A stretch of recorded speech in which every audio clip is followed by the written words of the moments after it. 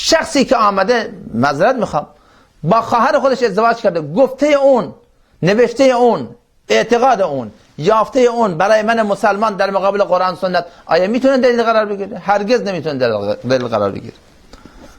و همین حضرات فروید و دیگر ملحدین بودن که معذرت میخوام هم جنس بازی را یک چیز عقلانی و اصلا اینا قانونی قرار دادن. امروز هم در کشورهای غربی این خیلی یک چیز مسئله عادی تلقی میشه و شما بعضا شنیدین که معذرت میخوام به نسبت این مسئله اصلا عروسی را میاندازن.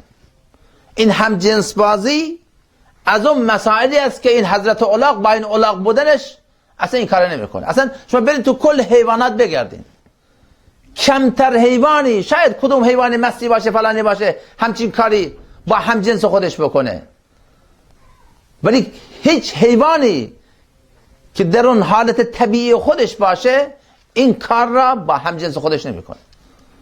الاغ این کار را نمیکنه، گاو این کار را نمیکنه، سگ این کار را نمیکنه، گربه این کار را نمیکنه. حالا اینایی که امروز این ملحدین با ادعای علم و اکتشاف فلانی این مسائل آمدن جلو و به نسبت این مسائل عقلانی قرار دادن و این نوچه قانونی دادن و برای این مسائل نعوذ بالله پناه بر خدا ازدواج کردن. حالا این چنین اشخاصی که الله متعال به نسبت این اشخاص فرمودن اولئک کالانعام، اینا به مانند حیوانن.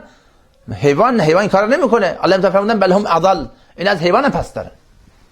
حالا گفته های این چنین اشخاصی برای من مسلمان بیاد این دلیل و مدرک قرار بگیره که بله در فلان آیه قرآن مسئله رو بیان کرده، فروید و شاگردانش آمدن همین ملحدین، همون اشخاصی که چنین عقایدی دارن، چنین مسائل مشکلاتی دارن، اونم نظری را بیان کردن که بله من قبول بکنم که بله اینها درست میگن، قرآن اشتباه میکنه، هرگز ایمان مسلمان نباید این را قبول بکنه.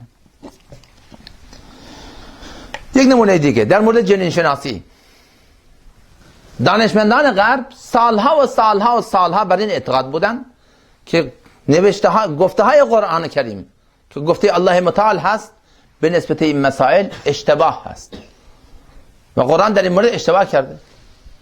بعدها علوم جدید پزشکی پیشرفت کرد و رفتن جلوتر جلوتر جلوتر تا که به حقانیت قرآن باور کردن و اون اشتباهات علمی خودشون را هم اذعان کردن که بله ما اشتباه میکردیم، قرآن راست میگفت. از جمله پروفسور کید المور میگن، پروفسور دیگری به نام تیوی اونپرساوت، پروفسور معروف دیگه پروفسور موریس بوکای که بعدا مسلمان میشه.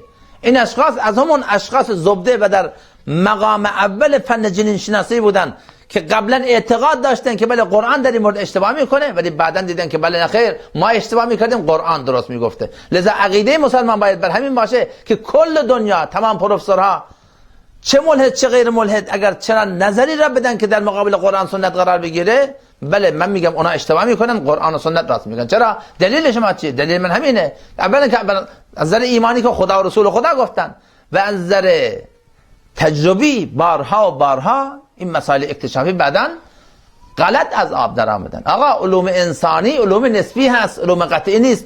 تا رسیدن به اون نتیجه اصلی و نهایی که واقعا درست باشه هیچ اطمینانی نسبت به این مسائل اکتشافی در مابین انسان ها اصلا وجود نداره.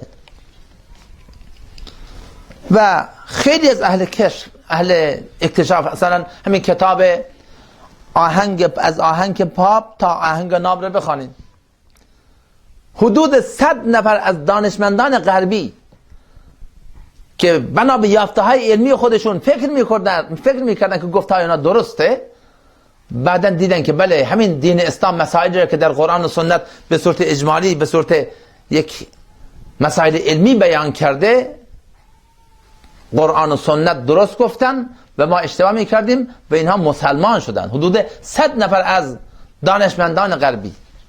اما اینجا به نسبت اعتماد بر این چنین اشخاصی، اون آقای زئوس با اون خنده های مسخره آمیزش که معلوم نیست اصلا مال کجا هست، پدرش کیه، مادرش کیه، در چه سطح علمی قرار داره، برای جوانهای ما مسلمان ها گفته اون دلیل مدرک بخواد قرار بگیره، این واقعا بی‌انصافی است. یا اون آقای دکتر صاحب که در رأس این امور قرار دارن حدوداً 1000 صفحه مثلا علیه قرآن ورق را سیاه کردن، اون دکتر صاحبی که هنوز زن و مرد بودنش مشخص نیست، اون شخصی که هویتش مشخص نیست، اون شخصی که دکترا گفته من دکترا دارن، دکترا کدوم فن را داشتنش هنوز مشخص نیست، آمدن قبول کردن جوان مسلمان حرفای چین اشخاصی را، این واقعا دور از انصاف است. لذا ما قاطعانه این ایمان مسلمان باید باشه که چه حضرات ملحد، چه غیر ملحد، چه مسلمان چه غیر مسلمان، اگر در مسائل علمی در مقابل قرآن و سنت کدوم مسئله را بیان میکنن، من قاطعانه باید اعتقاد من بر این باشه که بله قرآن درست میگه، سنت درست میگه، اینها دارن اشتباه میکنن. مثلا در قرآن کریم آمده که فلینظر الانسان مما خلق، انسان نگاه کنه که از چه چیزی آفریده شد. خلق من ماء دافق، او آفریده شده از آبی جهنده. آب از کجا خارج میشه؟ یخرج من بین الصلب والترائب، از میان کمر مرد، از میان سینه زن. حضرات ملحد به نسبت این خیلی قوقا به پا انداختن که بله این نطفه در بیضه ساخته میشه، فلان جا میشه. اینکه قرآن فرموده یخرج من بین الصلب والترائب، این اصلا درست نیست. اینا هنوز ترجمه قرآن بلد نیستن. خود همین دکتر صاحب که من کتابشو خوندم اصلا ترجمه قرآن بلد نیست درست بکنه، آمده با عقل فکر خودش قرآن ترجمه کرده و بعد میگه اینجای قرآن اشتباهه. آقا در قرآن در این آیه اصلا بحث ساختن نطفه نیست. الله متعال فرموده یخرج من بین الصلب والترائب، این آب خارج میشه از اینجا اونجا، از میان کمر مرد، از میان سینه زن.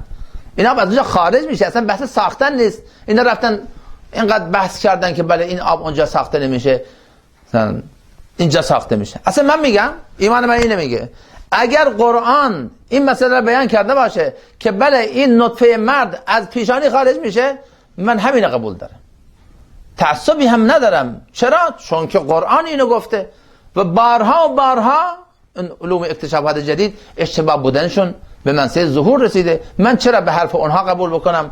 من مسلمان قرآن و سنتی که الله متعال برای ما به عنوان دین آخر فرستاده این را من قبول نکنم. این اشتباه بزرگی از ما مسلمان ها هست.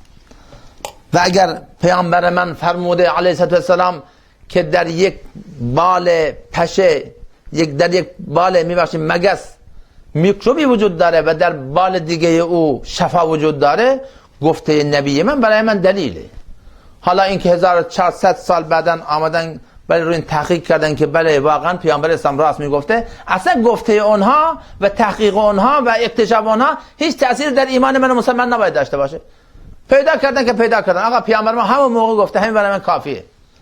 وقتی که قرآن و سنت این را داره میگه که بله همین ظرف غذایی که شما دارین میخورین از چوب هست، از چدن هست، از آهن هست، از آلومینیوم هست، از پیامبر ما فرموده همین ظرف بعد از غذا خوردن شما اینو خوب میلیسین، خوب پاکش میکنین، پیامبر ما فرموده این برای شما دعا میکنه.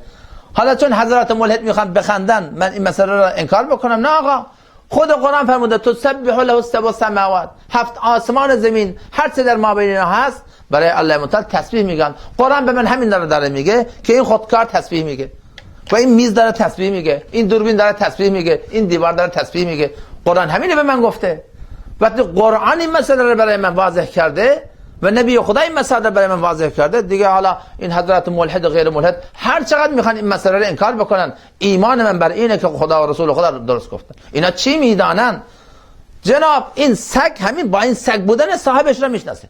اینی که اسمش انسانه، هنوز خالق خودش نشناخته، مالک خودش نشناخته، رازق خودش نشناخته. این میباشیم پستر از سگ، اینی که هنوز صاحبش نشناخته، من بیام حرف اینو قبول کنم؟ این که منکر خدا هست، این که منکر خالق خودشه، یادش رفته از یک نطفه آب را درست کردن، این حرف اینو من قبول بکنم؟ این چه نوع مسلمانی هست که ما امروز داریم؟ این اشتباه بسیار بزرگیه.